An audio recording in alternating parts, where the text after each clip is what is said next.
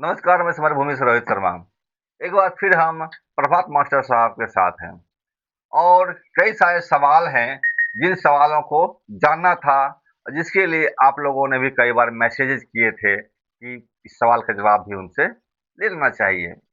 बहरहाल अ, ये आज का जो मसला है, वो इस खास विषय पर केंद्रित है। आप सभी जानते हैं कि भारत में जो माओवादी आंदोलन चला है, इस आंदोलन के 2 सबसे बड़े नेता रहे हैं। एक नेता रहे हैं चारू मजूमदार और दूसरे नेता रहे हैं कन्हैया चटर्जी। 2004 ईस्वी में सीपीआई माओवादी की स्थापना होती है। इसके साथ ही इन 2 नेताओं को पूरे भारत में स्वीकृत किया जाता है और भारत की क्रांति का नेता के तौर पर उनको स्थापित किया जाता है। नक्सलवादी आंदोलन से उठे हुए चारू मजूमदार को दुनिया में कई सारी चीज़ें उनकी आई है सामने, उनकी बहुत सारी यादें, उनकी बहुत सारी जीवनियाँ या उनकी बहुत सारी रचनाएँ भी सामने आई हैं। लेकिन कन्हैया चटर्जी के बारे में उतनी बातें सामने नहीं आ पाई हैं। प्रभात मास्टर साहब आज हमारे साथ हैं और जैसा कि बताते हैं कि कन्हैया चटर्जी के साथ भी लंबे समय तक उन्होंने काम किया है। तो आज हम जानेंगे कन्हैया चटर्जी के बारे में, कन्हैया चटर्जी किस तरह से भारत की क्रांति के एक महानायक बने और उन्होंने बिहार की धरती पर उन्होंने कौन-सा चमत्कार किया। एक इससे पहले मैं एक चीज़ दोनों तरफ से बोल दूँ, दोनों को दोनों नेता, चाहे वो चारू मजूमदार हों या फिर कन्हैया चटर्जी हों, दोनों ही माओ त्से-तुंग के अनन्य प्रशंसक थे। इसका सबसे बड़ा उदाहरण मिलता है चारू मजूमदार भारत में नारा लगाते हैं, चीन का चेयरमैन हमारा चेयरमैन। उसी तरीके से कन्हैया चटर्जी भी नारा लगाते हैं कि चीन उत्तर देश है और हम हैं दक्षिण देश, यानी भारत। इसीलिए उन्होंने पार्टी का निर्माण भी दक्षिण देश के नाम से किया था, जिसे बाद में बदल करके एमसीसी किया गया। और उसी तरह से नेताओं ने बदल करके चीन का चेयरमैन हमारा चेयरमैन नारा चेंज किया उन्होंने और अपना चीज उन्होंने दिया था। बहरहाल जो भी है, हमारे साथ हैं कन्हैया चटर्जी के अन्य मित्र या साथी प्रभात मास्टर साहब, जिससे आप पहले भी आप मिल चुके हैं। तो आइए उनसे हम बात करते हैं और जानने की कोशिश करते हैं कन्हैया चटर्जी किस तरीके से भारत की क्रांति के महानायक बने। प्रभात जी, बहुत बहुत स्वागत समरभूमि में है आपका। आप जानते हैं कि भारत में 2 सबसे बड़े नायक हुए हैं, भारत के क्रांति के महानायक, चारू मजूमदार और कन्हैया चटर्जी। आप कन्हैया चटर्जी के अनन्य मित्र रहे हैं, सखा रहे हैं, साथ में रहे हैं। आप उनके बारे में क्या जानते हैं, संक्षेप में बताएँगे? आप इस सवाल के लिए धन्यवाद लाल सलाम। और इस पर विषय वस्तु पर खास करके बातचीत करने के लिए हमें आमंत्रित किए हैं। तो जितना संभव होगा मैं उसको उचित तरीके से आपसे कहने की कोशिश करूँगा।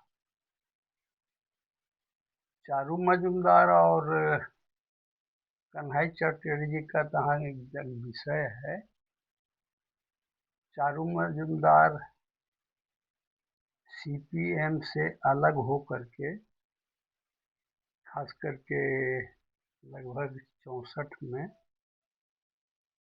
सीपीआई से अलग होकर के सीपीएम बन रहा था। उसी समय कुछ सवाल पैदा हुए कि सीपीआई जैसे कम्युनिस्ट पार्टी अभी भारतीय संविधान में विश्वास करके लोकतांत्रिक तरीका अपना लिया है, उसी से अगर बन रहा है वैसे ही करने के लिए सीपीएम, तो फिर क्यों बन रहा है? ये कन्हैया चटर्जी और वो जो चारू मजूमदार, दोनों ने ही सवाल उठाए थे। तो उस समय 64 में। 64 में जी। लगभग, पूरा याद तो, हम्म। लेकिन 64 में, और खास करके उस समय 62 में भारत और चीन का जो युद्ध हुआ था, हम्म। वो भी युद्ध का कारण चीन के जो बढ़ता हुआ प्रभाव था क्रांति का, उसी के कारण वो हुआ था। क्योंकि वहाँ की जनता, एक मिनट के लिए कह दे रहे हैं उस युद्ध का, वहाँ की जनता चीन की हम्म। तिब्बत के जो लामाशाही व्यवस्था था, सामंतवादी राजे, राजा महाराजा का, जी। और उनकी फिर पूजा पाठ भी होता था तौर तरीका, हम्म। उससे बगावत करके वहाँ भी तिब्बत में भी क्रांति का प्रभाव बढ़ गया, हम्म। जनता उसमें शामिल हो गई। हम्म। हाँ, तो उसी समय उसके प्रभाव से लामा वहाँ से भाग करके हम्म। और भारत में भारत आकर आए थे के बिल्कुल। उत्तराखंड या उत्तर प्रदेश में कहीं, उत्तर प्रदेश में नहीं, वो अ, हिमाचल प्रदेश में हम्म। शायद जनकपुर में क्या कहते हैं, वहाँ आकर के अपना जगह बना लिया, और वहाँ पर भारत को प्रवेश देने के लिए बाध्य किया, जो अमेरिका के निर्देश में था। हम्म। अमेरिका उस क्रांति के विरोध में था। हम्म। तो इसी की प्रतिक्रिया में बाद में बढ़ते बढ़ते बढ़ते चीन पर हमला करने के लिए भारत को मजबूर किया अमेरिका, ताकि भारत से उसको निकालने के लिए कोशिश कर रहा था भारत, वो दबाव डाल करके चीन के खिलाफ वो भारत को युद्ध में ढकेल दिया। जी। इसी के लिए वो युद्ध हुआ। एक सेकंड रुक जाइएगा। भारत चीन के युद्ध के सवाल पर जो अभी बात उन्होंने किया है, इसको आप राघव शरण शर्मा से भी हमारी सब बात हुई थी, पूरी बात हुई थी, और उन्होंने भी इस बात को स्पष्ट किया था। मैं लगा दूंगा डिस्क्रिप्शन बॉक्स में इस वीडियो का लिंक, उस वीडियो का लिंक, आप उसको भी देख सकते हैं। जी। हाँ, तो मैं संक्षेप में ये सारी बातें रख रहा हूँ, क्योंकि उतना बृहद विषय के तरफ जाने के लिए दस्तावेजिक प्रमाण पत्र वगैरह दिखाने के लिए हम क्या, कोई वो सब अभी सामान है नहीं। जी। तो अच्छा, एक चीज बताइएगा, आपने कन्हैया चटर्जी को देखा है अपनी आंख से? कन्हैया चटर्जी को तो देखा नहीं, उनके साथ हमेशा हमेशा हम रहे, जो हमको पकड़े वो छोड़े नहीं। जी। उस ये जो चालो दिखाई पड़ रहा है, हमको ले गए थे वहाँ, चलिए मास्टर साहब, हम्म। तो हम लोग दोनों गए वहाँ पर चालो पर। वहाँ से हम लोग ट्रेन उनको दिखाई कि देखिए ट्रेन चल रही है, लगता है धीरे धीरे चल रही है, वो जो रेलवे लाइन है हम्म। इस चालो के ऊपर चोटिया पर। हम्म। वहाँ पर एक ठो गुफा जैसा है और एक ठो तालाब है, वहीं पर गए, फिर उनको नीचे ला करके, ये फिरोज खैरा है भूटोली, वहाँ हमको परिचय वगैरह था। रात में हम लोग वहीं उठे थे, भूटोली में जाके बैठे, खाना पीना ये किए। कन्हैया चटर्जी से पहली बार मुलाकात कैसे हुई आपकी, कब पह, हुई? पहली बार, जी। पहली बार तो मुलाकात उनसे तब, और थोड़ा पीछे जाना होगा। जी। कन्हैया चटर्जी पर यहाँ सांगठनिक रूप से संपर्क किए बाल मुकुंद राही। बाल मुकुंद राही। बाल मुकुंद राही एक पत्रकार थे, अच्छा। पूर्वी टाइम्स के, हम्म। जो गोरखपुर से निकलता था। हम्म। वो एक कोई मंत्री थे, उनका हमको अभी नाम याद नहीं है, वही उसको चलाते थे। हम्म। जब 67 में वहाँ नक्सलबाड़ी में विद्रोह हुआ, जी। उसके समर्थन में संपादकीय 2 या 3 अंक में आर्टिकल पब्लिश किया, आर्टिकल लिखे दिए वो। है समर्थन में। तो पत्रकार थे, तो पत्रकारों का जो संपादकीय रहता है, हम्म। उसमें उन्होंने लिखा। जी। तो उसके वजह से उनका जो मंत्री जो चलाते थे पूर्वी टाइम्स, उनको हटा दिए। अच्छा, उस जिसमें लिखे थे उसका नाम था पूर्वी टाइम्स। हैं, पूर्वी टाइम्स पत्रिका का नाम था। जी। और उनका नाम था बाल मुकुंद राय। जी। तो ऐसे संक्षेप में बामुरा भी लिखते थे, बामुरा। अच्छा। तो उससे उनको ये नक्सलवादी जो आंदोलन था, ये एक कृषि क्रांति है। जी। क्योंकि पूंजीवाद सामंतवाद से पूंजीवादी व्यवस्था में कन्वर्ट करने के लिए, बदलने के लिए कृषि क्रांति करता है। हम्म। कृषि क्रांति मानो सामंतवादी जो कृषि व्यवस्था है हम्म। उसको पूंजीवादीकरण करने के लिए हम्म। कृषि क्रांति करता है। तो इसलिए माओ और वहाँ के स्टालिन से भी कुछ इस पर विवाद हुआ था, क्योंकि स्टालिन जो क्रांति लेनिन किए थे जिस रास्ते पर, हम्म। उस रास्ते पर उसी समय में पूंजीपति लोग पीछे हट गया जी। कि पिछड़े देशों में कृषि क्रांति नहीं करना चाहिए। कृषि क्रांति हो जाने से फिर औद्योगिक क्रांति जो हो जाएगा, उद्योग का विकास हो जाएगा, तब उस देश के साथ जो पूंजीपति आएगा वो कंट्राडिक्शन बढ़ जाएगा हम लोग को। इसलिए ये अर्ध सामंती व्यवस्था को ही हमें उपयोग करना चाहिए। जी। इसी अधीन चीन भी था। चीन भी ब्रिटेन का, फ्रांस का, जर्मन का, सबका वहाँ उपनिवेश था। जी। तो भारत से उस समय आपको 1919 में लगता है कि चीन में पहला एक ठो क्रांति, अफीम विरोधी क्रांति हुआ। जी। जो भारत में अफीम की खेती करवाता था गांधी, जो गांधी जिसके खिलाफ खड़ा हुए थे, गांधी नहीं करवाता था, अंग्रेज करवाते थे, और यहाँ से ले जाते थे चीन में बेचने के लिए, व्यापार करते। तो उसमें माओ का पहले उसी जगह पर प्रस्थान बिंदु आता है कि 1919 में जो अफीम विरोधी क्रांति हुआ उसमें वो शामिल हो। और इस आंदोलन से मनोबल और वहाँ के आम जनता के कुछ दर दिमाग देख करके वो कृषि क्रांति के लिए कम्युनिस्ट पार्टी का 1921 में स्थापना की है वो। स्थापना की। जी। तो ये संक्षेप में इस तरफ है। और यही रास्ता के लिए यहाँ पर जो 64 में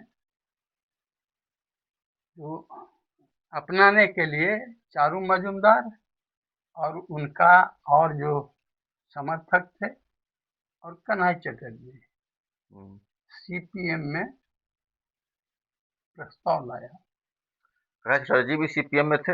है। कन्हैया चटर्जी भी उस चटर्जी वक्त ना सीपीएम में उस थे। समय ही पढ़ाते थे, उसी सीपीएम में थे सर्व मजूमदार। चारू मजूमदार, जहाँ तक हमको जी। मालूम है। उस समय ये टीचर है, कलकत्ते में पढ़ाते रहते थे, लेकिन बुद्धिजीवी थे। और कलकत्ता का ऐसे भी वातावरण, भारत के वातावरण में कलकत्ता का सबसे, क्योंकि पहले उन लोगों को, बुर्जुआ लोगों को राजधानी कलकत्ते थी। जी। तो कलकत्ता में बुर्जुआ लोग की राजधानी है, और बुर्जुआ व्यवस्था एक पूंजीवादी व्यवस्था है। जी। तो पूंजीवाद में जनता की आवश्यकता क्यों होती है, ये सामंतवादी विरोध एक वहां पर धारा बनता है। पूंजीवादी एक अलग सिस्टम है, केंद्रित सिस्टम है। पूंजीवादी व्यवस्था में सबसे ज्यादा है कि बहुत भारी केंद्रित होता है वो व्यवस्था, और वहीं उसी केंद्र बिंदु के अंदर सर्वहारा पैदा हो।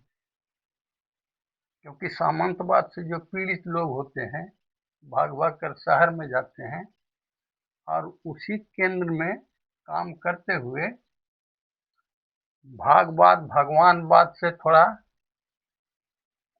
भरोसाहीन बन के उद्योग धंधा में काम करते हैं। और वो जो श्रम पर आधारित है, और वहाँ हम काम करते हैं तो मिलता है, वहाँ ना हमको भगवान खाना देता है, ना भगवान के कृपा से हम जीते हैं।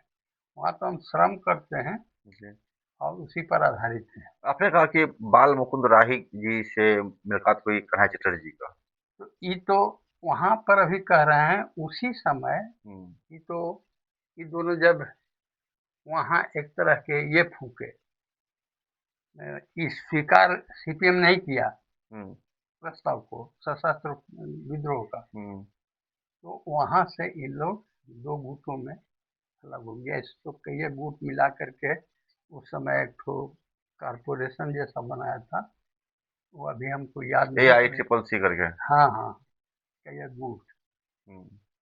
तो वो गुट वहाँ अलग अलग, लेकिन उसके बीच में भी कुछ मतभेद था, लेकिन इस जगह पर सबका सहमति था कि हमारा जो कृषि क्रांति होगा वो चीन में जो कृषि क्रांति माओ ने किया हम्म। उसी रास्ते पर चल के हम कर सकते जी। हैं। और उसकी इसलिए भारत में बहुत चर्चा था बुद्धिजीवी लोगों के, दूसरे लोगों के, हम्म। कि चीन के रास्ते पर जाने से रोकने के लिए यहाँ पर शांतिपूर्ण आंदोलन गांधी को बल खड़ा करके, जो गांधी को ट्रेनिंग में भेजा था अफ्रीका में, अफ्रीका। वहां से ये शांतिपूर्ण कैसे आंदोलन होगा। उस समय वहां पर रंग भेद के आधार पर वहां पर गोरों को मार रहे थे हम्म। काले, हम्म। क्योंकि अफ्रीका तो काला देश है। और वहां से सब आकर के अंग्रेज, चाहे फ्रांसीसी हो, जर्मनी हो, ब्रिटेन का हो, स्विट्जरलैंड का हो, जहाँ का भी हो, सब गोरे हैं और धीरे धीरे दखल कर रहे थे। हम्म। तो उनके साथ विरोध में वहाँ के अफ्रीकन वाले जो उतरे, तो वहाँ पर रंग के खिलाफ एक युद्ध हो गया, तो गोरों को मारने लगे। उसी गोरों को मारने से रोकने के लिए गांधी को भारत से ले जाके वहाँ, और ये आंदोलन चल रहा था वहाँ, वो जो क्या नाम अभी हम भूल रहे नेल्सन मंडेला। हैं, नेल्सन मंडेला। जी। Nelson Mandela. हम्म। तो नेल्सन मंडेला वो आंदोलन को, सशस्त्र आंदोलन को चला रहे थे। उस समय उनको जेल में शायद डाल दिया। हम्म। इस संबत तो उतना हम नहीं बता सकते हैं कोई जी, बात नहीं। याद नहीं है। और वहीं इनको उसको रंग भेद के खिलाफ खड़ा किया। हम्म। रंग भेद के खिलाफ, रंग पर वार नहीं करो, केवल गोरे शोषक नहीं है, हम्म। तब तक कुछ कालों को भी बना दिया था, विभिन्न तरीके से वो लोग शासक वर्ग में समेट लिया था। हम्म। तो ई भेद को मिटाने के लिए गांधी को वहां ले गए कि हमको रंग भेद के आधार पर संघर्ष नहीं करना चाहिए, बल्कि हम लोगों को वर्ग के, शासक जो वर्ग है और शोषित वर्ग है, मिलकर उसके रहना चाहिए। आधार पर हमें हम्म। आंदोलन करना चाहिए। हम्म। और शासक वर्ग बहुत शक्तिशाली है, इसलिए हमको शांतिपूर्ण आंदोलन करने की कोशिश करना चाहिए। जी। तो गांधी के उसी अवस्था में वहां भी, हम्म। और वहां इनको ट्रेन लेके कितने दिन रहे वो हमको याद नहीं है, लेकिन वहीं रह करके इन्हें भारत में शांतिपूर्ण आंदोलन के, क्यों उनको नेता बनाया, क्योंकि बगल में चीन में सशस्त्र संघर्ष चल रहा था। हम्म। उसी पर बहुत यहाँ पर क्रांतिकारी लोग जो है, इन्हें फांसी चढ़ाया गया। विभिन्न तरीके से उन लोगों को भी यहाँ पर आ रहा था समाचार किसी न किसी रूप में। तो ये भी उसी रास्ते पर चल पड़ने के लिए हम्म। कोशिश कर रहा था। कब ये वो जो कह रहे हैं अफीम युद्ध हुआ, उसके बाद से माओ धीरे धीरे लाइट में आने लगे, तो अंग्रेज ही वहाँ का भी नेतृत्व कर रहे थे, हम्म। और यहाँ तो उन लोगों को ही शासन व्यवस्था था। इसीलिए उस दिशा में किसानों को मुक्ति का आंदोलन अगर चलेगा भारत में भी, तो ये फिर चला जाएगा समाजवादी खेमा में। हम्म। इसको बचाने के लिए शांतिपूर्ण तरीके से, जो अंग्रेजों की यहाँ एक पूंजीवादी व्यवस्था बन चुका था, हम्म। उसी के यहाँ पर कॉलोनी बनाया। हम अगर कहिएगा तो वहाँ से उसका वो जो पेड़ में ये नहीं काट के शाखा के जड़ उड़ बना देते हैं और काट के लगा देते हैं, बोनसाई। हैं कलम। कलम, जी। वही अंग्रेज अपनी व्यवस्था का कलम यहाँ लगा दिया, और उसी कलम के आधार पर यहाँ पर कुछ राजे रजवाड़े जिनको अपने अधीन रखा था, जो गुलाम उस समय कहे जाते थे, उन्हीं के मुक्ति के नाम पर उन्हीं को सौंप करके उन लोग चला गया। और उसका प्रमाण इसलिए है कि जो यहाँ भूमिहीन थे, जो दूसरे के यहाँ काम करते थे, किसान लोग थे, भूदास प्रथा में जो भोग रहे थे, वो सब लोग राजा रजवाड़ों के अधीन ही आज भी काम करते हुए, वो जो नक्सलबाड़ी का जो नारा है, वो जोते बोए काटे धान खेत का असली मालिक वही किसान। तो किसान जब खेत में पैदा करता है तो खेत कागज में दूसरे के नाम पर है, उसको फसल काहे हो जाता है? अंग्रेज से जब मुक्ति मिली तो हमको भी कमाने खाने का मुक्ति मिला है, तो हम धरती में जब काम करते हैं तो फसल हमारा क्यों नहीं होता है? वो काहे जालिम सिंह का हो जाएगा, काहे फलना शर्मा का हो जाएगा? इसीलिए हमको भी आजादी चाहिए। इसीलिए उन्होंने कहा कि जोते बोए काटे धान खेत का असली मालिक वही किसान। इसलिए सीपीएम में रहते भर में वो चारू मजूमदार विद्रोह किए थे नक्सलवाड़ी में। 1967 में हैं? 1967 में। हाँ, अब वहीं से उनको शायद निष्कासित कर दिया सीपीएम से, तब अलग मजबूर हो गए बनाने के लिए। और सारी मुद्दों पर कन्हई चटर्जी सहमत नहीं थे। अच्छा। वो सहमत थे, वो कहते थे कि वो जो चर्चा में सुने होंगे आप, कुछ चीन का चेयरमैन, हमारा चेयरमैन माओ, कन्हई चटर्जी का वो कहना नहीं था हमें अपना देश में अपना इलाका बनाना होगा, गुरीला तो इन्होंने भी तो दक्षिण देश का नारा दिया था ना। दक्षिण देश का इसलिए कि यहाँ पर जो दक्षिण देश वहाँ कहता है, जो कोई इलाका सब चीन नहीं को है। उत्तर बोलते हैं, भारत दक्षिण बोलने लगे वो। नहीं, उससे नहीं था, ये तो दूसरे लोग बताए होंगे। दक्षिण देश में ये लोग शुरू किए थे कलकत्ता से ऊपर जो इलाका है आपको समुद्र किनारे का इलाका, और उधर पाकिस्तान था, बांग्लादेश उधर, तो उसका जो बॉर्डर इलाका है वो क्या कहते हैं, वो ये 24 परगना के उस इलाके में, ये वहीं से इलाका बनाने के लिए उसमें था कि दीर्घकालीन लोक युद्ध में ऐसे इलाका चुन के काम करना चाहिए, अपना धरातल बनाना चाहिए जहां पर दुश्मन अचानक पहुंच न जाए। हमें छुपने का जगह चाहिए, जंगल चाहिए, नदी नाला चाहिए, जिसमें पुलिस डायरेक्ट आकर के हम लोग को हस्तक्षेप नहीं किए। तो एमसीसी वहाँ पर वो अपना नाम दिया, उन लोग 69 में सीपीआई एमएल नाम से बनाया, काजनी उसमें कई गो गुट मिला करके उन लोग बुद्धिजीवी वगैरह भी थे। तो उससे मतभेद इनका था कन्हई चटर्जी के, कि जो कह रहे हैं कि हम ठीक माओ से तुम के रास्ते पर चलेंगे, वो ठीक नहीं है, हम अपना देश का अपना परिस्थिति विश्लेषण करेंगे। और शायद ऐसे सुने हैं कि 2-3 आदमी यहाँ से माओ से तुम मिलने से भी गए थे। तो माओ से मिल करके माओ कहा कि देखिए ये नारा ठीक नहीं है, चीन का चेयरमैन मेरा चेयरमैन नहीं हो सकता है। कम्युनिस्ट पार्टी में अपने देश के अंदर अपने देश के सिचुएशन, वहाँ के जनता के भावना आदि को देखते हुए, क्योंकि एक कोई देशी और विदेशी का भावना है, इसको से बचने का कोशिश करना चाहिए। इसलिए अपने देश में तो यही ये 2 जगह काम शुरू करे, इन्हें किया ये जो बर्धमान से ही करे, वो जिलवा का नाम हम भुला रहे हैं, बीरभूम में क्या कहते हैं। अच्छा, उधर। और दक्षिण देश मनो जो आपको जादवपुर स्टेशन वगैरह है ना, उससे दक्षिणों ने तब ये नदियाँ गई है आपको, हुगली। हुगली, और उधर से नदी नाला कई वो जो जंगल इलाका है, और वो फिर जा करके मिल जाता है उस समय सुंदरबन से। हम्म। इसी इलाका में हम काम, अच्छा। यहीं हम पहले आधार क्षेत्र बनाने का काम करेंगे, जो दुश्मन के लिए दुर्गम क्षेत्र होगा। दुर्गम क्षेत्र हो।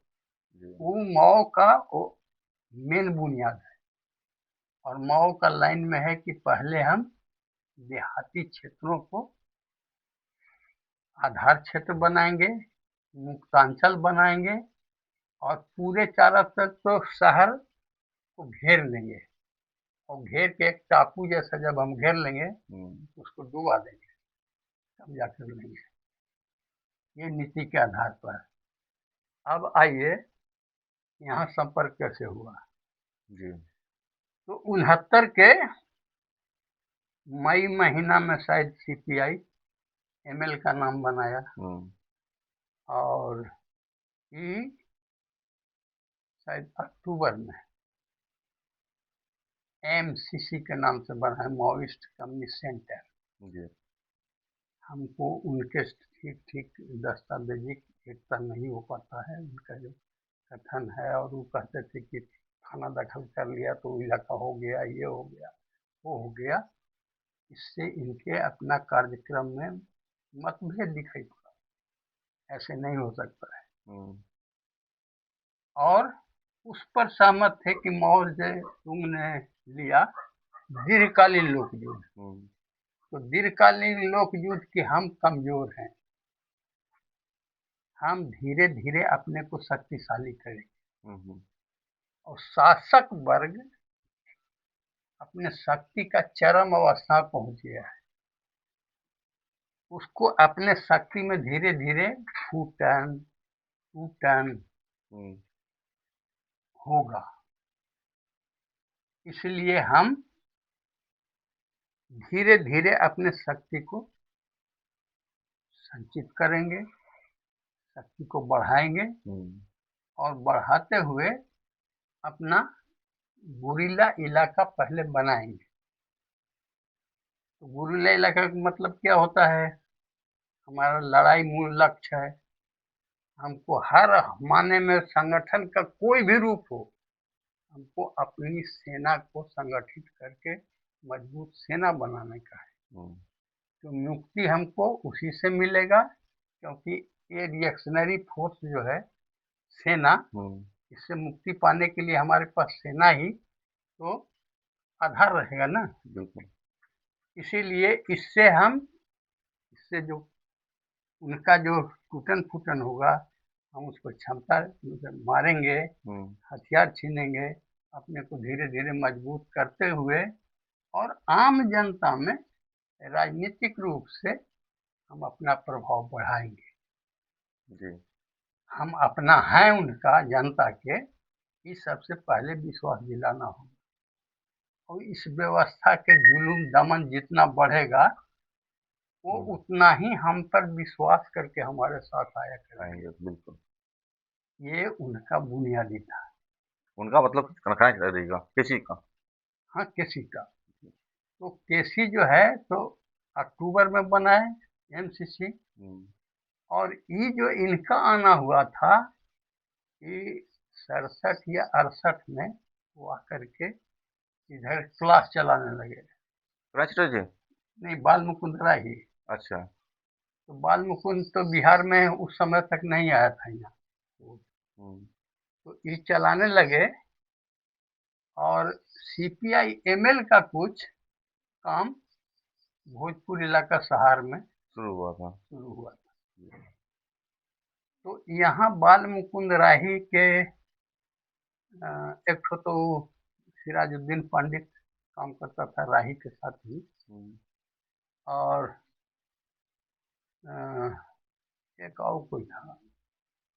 तो ये दोनों मिल करके बीरभूम इलाका में जा करके जब इन लोग ने की एमसीसी है वहाँ काम कर रहा है, सीपीआई एमएल से इनका भी कुछ मतभेद टाइप चल रहा था कि ऐसे भुट्टे मारेंगे, वैसे जीत लेंगे, ये थाना कब्जा कर लेंगे। तो राही को भी कुछ अंतर पड़ा, अपना संगठन बनाए हुए एक बार वार करके हम कैसे बना लेंगे संगठन, जनता को कैसे ये कर लेंगे। बिल्कुल। तो वही जो था, तो सिराजुद्दौला के लेकर के एमसीसी से संपर्क राही जी। राही। अच्छा। उस समय तक लगता है 69-70 हो गया था। तो एमसीसी बनने के बाद आप समझिए कि 69 के ये में एमसीसी के साथ उनका संपर्क, और एमसीसी उस समय तैयार हो गया कि हम आपसे मिल करके वहाँ आपके साथ काम करेंगे बिहार में। बिहार में। तब वही जो है पंडित यहाँ आकर के उसी के नेतृत्व में इकरा उस समय जुलूम चल रहा था। कौन पंडित थे? सिराजुद्दीन को पंडित पंडित जी कहते थे। अच्छा। सिराजुद्दीन वो था, मुस्लिम थे? मुस्लिम था, उसका गोविंदपुर में घर पड़ता था, नवादा के, लेकिन था बड़ी मजबूत इरादे का आदमी। हाँ, तो उसी से संपर्क हो, वो फिर आकर के राही के साथ मिल करके और इनके कार्यकर्ताओं में काम करने लगा। हम राही के कुछ अपनी समस्या लेके रफीगंज में गए थे, तो उनका मास्टर जान पहचान के थे शिवदास बाबू, उनके यहाँ 20-20, 25-25 वो खाना बन रहा है, ये कर रहा है, और राही क्लास चला। अच्छा। अकेले साथ में कोई और भी थे? ये हमारा सबसे नहीं, उनके साथ, राही के साथ। ना, वो तो अकेले इधर आते थे। अच्छा अच्छा। और वो नवादा ववादा में कुछ पहले चलाए थे, क्योंकि उनका घर भी देवघर में पड़ता है। हम्म। इनका राही का। राही जी का, जी हाँ, बिल्कुल। हम्म। तो वहाँ से और फिर यहाँ पर अंडरग्राउंड तरीके से काम करने के लिए आपको इधर गए होंगे तो नवादा से दक्षिण में वो भूमिहार का एक बड़ा बस्ती है, उन्हें लॉन रूल है, उन्हीं वो क्लास करते थे, वो एक किताब छपाए थे और उसका नाम दिए थे उस संगठन का आईपीएससी, इंतरिम स्ट्रगलिंग पार्टी कमेटी। अच्छा। राही जी नाम दिए थे? राही जी अपना संगठन का नाम दिए थे। पत्रकारिता वो छोड़ दिए? हैं? पत्रकारिता वो छोड़ दिए? हाँ, पत्रकारिता वो तो हुआ से निकाल हटा के ही हटा दिया भगा था, दिया तो इधर आ गए? यहाँ आ गए। और उनको भी मौत से तुम के लाइन और क्रांति प्रभावित किया था। बुद्धिजीवी थे ना, जी। तो बुद्धिजीवी तो अपना बुद्धिजीवी से प्रचार वगैरह सब किए और ज्यादा प्रभावित थे, तो तो मतलब एक पत्रकार ही बिहार में एमसीसी का स्थापना का एक रास्ता निकला? हाँ, स्थापना का नहीं कहिए, उनसे जुड़ करके विस्तार यहाँ करने का। तक लाए, विस्तार किया। हाँ, विस्तार। तो वही जुड़े। उसी समय उनके जुड़ने के बाद तब तक फिर हम 70 में या 69 में, 70 में शायद हमारा टीचर में हो गया। आप रफीगंज मिलने गए थे उनसे, हाँ, फिर क्या हुआ उसमें? रफीगंज मिलने गए तो वही इनका क्लास व्लास देख करके हम प्रभावित हुए, और क्लास हमको बहुत अच्छा लगा।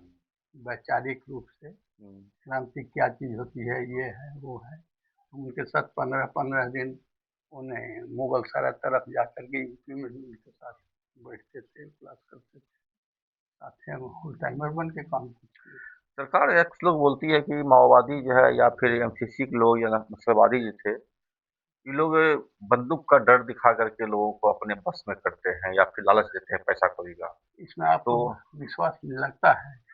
नहीं, आप बताइए मुझे, मत नहीं आप। बंदूक तो डकैत भी दिखाए तो छन के नहीं ना हो सकता है हम्म। कि हम बंदूक दिखा करके आपके यहाँ खाना खा लेंगे। ये तो सरकार के जो तौर तरीका है वो बदनाम करने के लिए ये सारी चीजें कहता है। जी। अगर हम बंदूक दिखाते हैं तो कहाँ जनता हमारे खिलाफ विद्रोह किया है। तुम वहाँ जो जनता है हमको मदद कर रही है या हम उनके सेवक के रूप में खड़ा है, तुम 3-3 लाख 4-4 लाख सेना काहे ले लाया है? और वहीं के जनता पर का संगठित करके काहे ने हमारे खिलाफ विद्रोह खड़ा कराया? हम बंदूक दिखा करके वहां जा करके वहां से जो इसका भी पृष्ठभूमि है, 46-47 में तेलंगाना का विद्रोह हुआ था,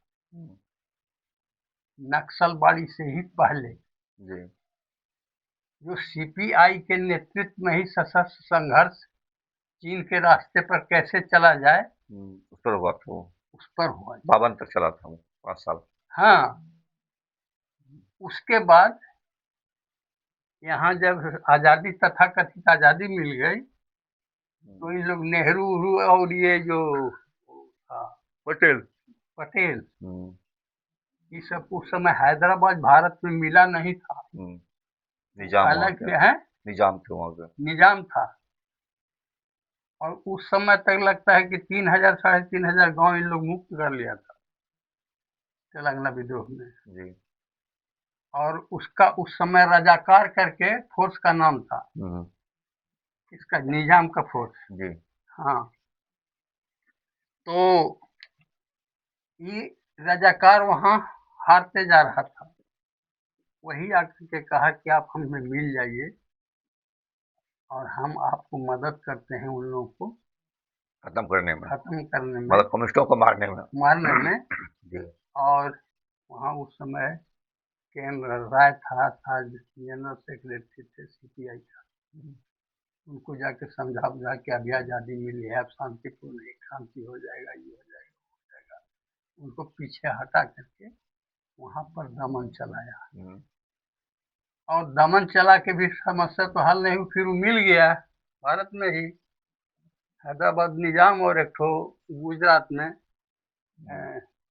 स्टेटस से ही था, नहीं मिला।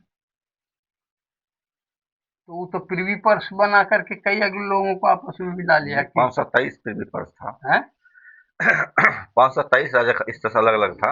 हाँ हाँ, जी तो वो तो सब दखल कर लिया था वो अपने अधीन, लेकिन ये उस हाँ, समय अलग भी रहे थे। अलग अलग। जी तो आज़ादी के समय भी वो अलग ही था, इसीलिए आज़ादी मिल गई, उस समय भी वो मिला नहीं था, इसीलिए आज़ादी के बाद वही 46-47 या 48 में जा करके उसको विद्रोह के दबाने के लिए उनको सीपीआई के जो सचिव थे उनको हथियारबंद संघर्ष को वापस करने के लिए राजी किया और वहाँ दमन करके फिर हटा दिया। कन्हैया चटर्जी कब मिले आपसे? कन्हई चटर्जी हमको मिले, वो हमको लगता है कि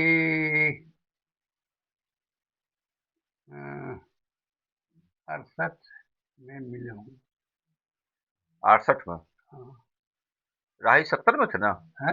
राही 70 में आते थे यहाँ पे। नहीं, उनको तो कहा ना कि मनो वो तो आने लगे, वही वहां से निकल गए 67 के विद्रोह के जो ये किया, हम्म, और 67 के लगता है लास्ट दिसंबर समर में यहाँ से आकर के वो क्लास लस करने लगे।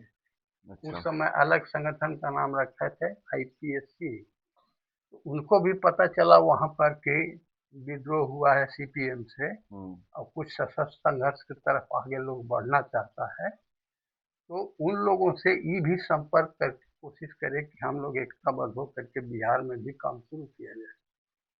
इसीलिए इन लोग वही उस समय तक उनसे नहीं होकर के एमसीसी से, क्योंकि एमसीसी वीरभूमि में काम कर रहा था, तो वीरभूमि जो है वो तो वर्धमान से उत्तरवारी करे होता है ना, वो वहाँ पर अजय नदी है, उसी के घाटी में हम लोग ये कर रहे हैं। अच्छा तो उनसे संपर्क हो करके तभी वो यहाँ पर वो जो कह रहे हैं कि 69 हो या 70 हो, एमसीसी का निर्माण ही तो हुआ 69 में, तो 69 में निर्माण हुआ, उसके बाद 70 में ही लगभग आपसे भेंट हुई? एकता हुआ अच्छा और हमसे भेंट हुआ। अच्छा वो फिर आने लगे यहाँ पर, और यहाँ से फिर हम, एकता हुआ मतलब बिहार में जो लोग काम कर रहे थे उनका, और बीरभूम में जो काम कर रहे थे उनका एकता हाँ, हुआ, मानो एमसीसी और आईपीएससी में मर्जर हुआ। मर्जर। हाँ, उस समय तो मर्जर ठीक से नहीं कर सकते हैं उसको, हुँ, दोनों में हुआ, हम लोग मिल के काम करें। तब तक क्या हुआ कि उन पर वारंट वगैरह निकलने लगा, राही जी। अच्छा। वो तो बुद्धिजीवी थे, हाँ, हाँ। तो थोड़ा डर गए हुँ, कि सत्संग संगठन में अब तो हमको हम जेल फिर जाना हुआ, और अपने लुक के चलने लगे। उनके साथ हम गए, उनका ससुराली लौंड है अच्छा, लवा लौंग। ना, अच्छा, लौंड है आपको, वजीरगंज से उतर के थोड़ा पूर्व दक्षिण में जाना होगा, पहाड़ के उस तरफ अच्छा। लौंड एक बस्ती है। हुँ, हुँ। वो बनिया थे, हुँ, हुँ। तमिल बस्ती। हुँ, इन पर कई एगो वारंट वगैरह हो, केस हो गया ना, तो ये फिर एक ठो ओपन संगठन बना करके एगो पत्रिका निकालने लगे, हमें हिमालय नाम के। अच्छा। और इनके गांव के ही एक था, ए, क्या उनका नाम अभी भूल रहे हैं, बिहार के फॉरवर्ड ब्लॉक के लीडर थे। तो उनका गांव का नाम अभी याद है, रोहिणी गांव का, तो वो देवघर में पड़ता है। हुँ। तो रोहिणी के ही वो थे राही जी। राही जी, और वो फॉरवर्ड ब्लॉक के नेता अच्छा। जाके। हुँ, तो ये समझे कि अब ओपन संगठन में हम चल जाए फॉरवर्ड ब्लॉक में, हुँ। और फॉरवर्ड ब्लॉक में जा करके बच जाएँगे। बच जाएंगे। और वो भी सुभाष चंद्र बोस को लेकर के लड़ाई वो भी करने के लिए फौज, कोई हिंद फौज बनाए थे, आज़ाद हिंद फौज में। आज़ाद हिंद फौज बनाए थे। हम लोग भी वैसे करने लगेंगे। तब फिर एमसीसी के साथ मतभेद हो गया कि हुँ, कैसे होगा। हुँ। तो फिर चुनाव उनाव में चले साथ गए। ही जाने चले गए। उस समय ही यहाँ पर चुनाव हुआ था मुखिया के, तो ओकरे में राणा रणधीर सिंह के खिलाफ एक ठो खड़ा किए थे। यहाँ पर नीमा गांव है अर्थुआ के इधर, पासवान है जगदीश, हुँ। उसको मुखिया में खड़ा कर दिए थे। तो उस समय इन लोगों को केसी उसी सब, और ये, हाँ, सेन एक ठो अमूल सेन। है, अमूल सेन। हाँ अमूल सेन, वो यहाँ आए थे नीमा में, ये हुँ। सब के लिए कि हथियार बंद संघर्ष के साथ ये कर रहे हैं, कैसे तो उनका मतभेद हुआ जिससे मतभेद हुआ, राही जी से। है राही जी के साथ, अच्छा। कि आप संघर्ष चलाने के लिए कहते हैं। और ये फिर चुनाव वगैरह में तो उनका था कि लोकल लोगों के प्रभाव में रखने के लिए इसमें भाग लेना चाहिए। एमएलए वगैरह में नहीं लेंगे, लेकिन क्या हो गया, हुँ। विभिन्न तरह के जो होता है। तर्क दिए गए। तो फिर अलग हो गए, मतभेद हो गया, हुँ, और एमसीसी अलग हो गए, और फिर हुँ। फर्म लोग बन गया।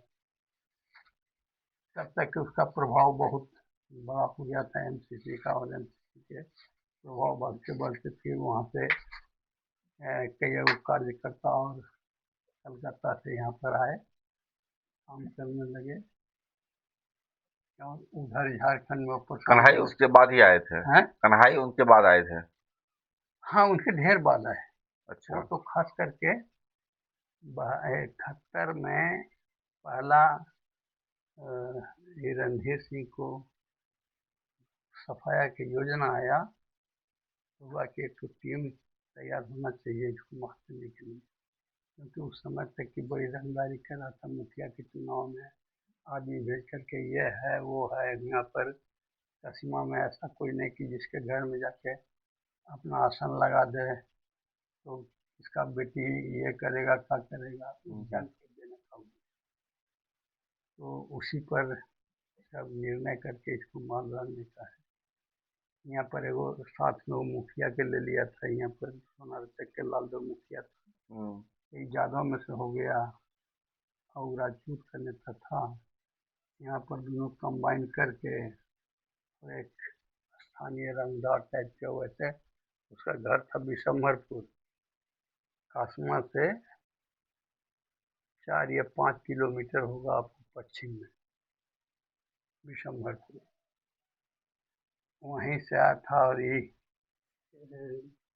इधर भी जमीन उमीन था, इधर इस्माइलपुर स्टेशन से इधर कई गाँव के जमींदारी का जमीन था, रणधीर सिंह के।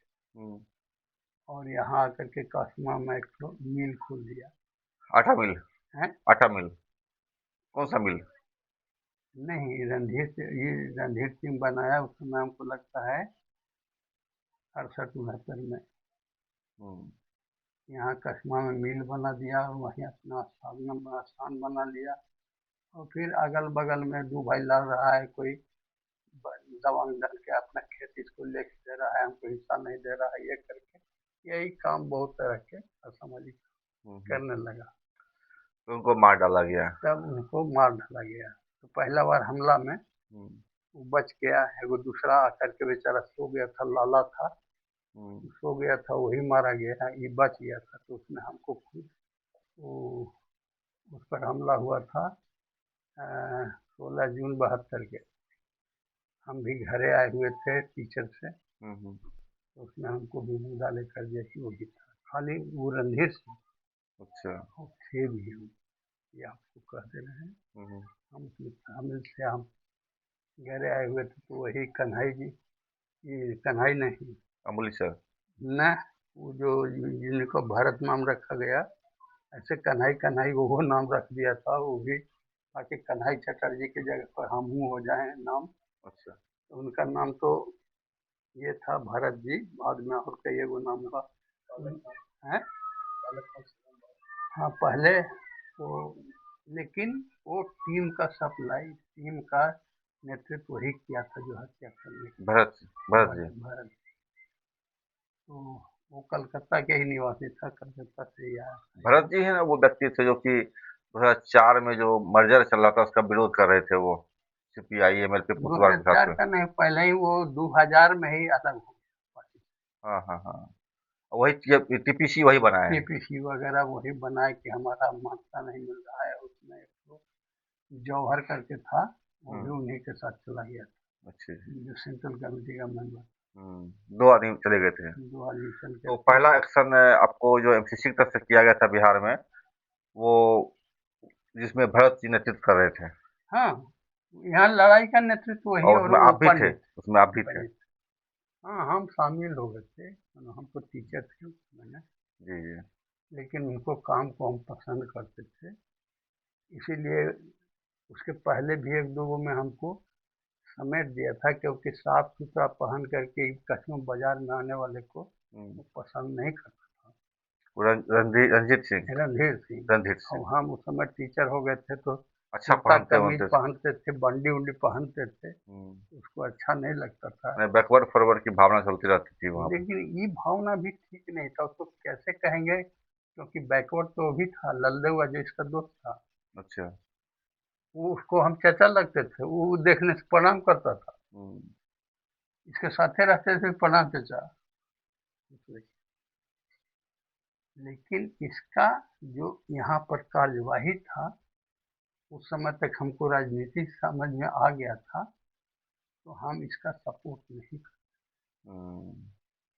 हम उस समय पढ़ रहे थे, तो मांग के 12.5 रुपये में उस समय मिलता था ये दर्शन दिग्दर्शन, तो किताब है। किताब राहुल है संस्कृत की लिखी हुई। राहुल के संकीर्तन की, जिसमें दुनिया के सभी धर्मों की उत्पत्ति वगैरह पर भी लिखा है। हम्म। और यहाँ उपनिषद काल वगैरह सब उसमें बताया है। हम्म। तो हम ही से मांग के पढ़ा था भी, जी। रणधीर सिंह।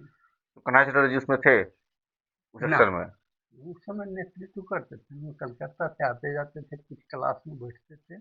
अच्छा। और कोलकाता से कैसे आते थे? भाई ट्रेन आते थे, आते थे पैदल? ट्रेन से आते ट्रेन से आते थे। थे।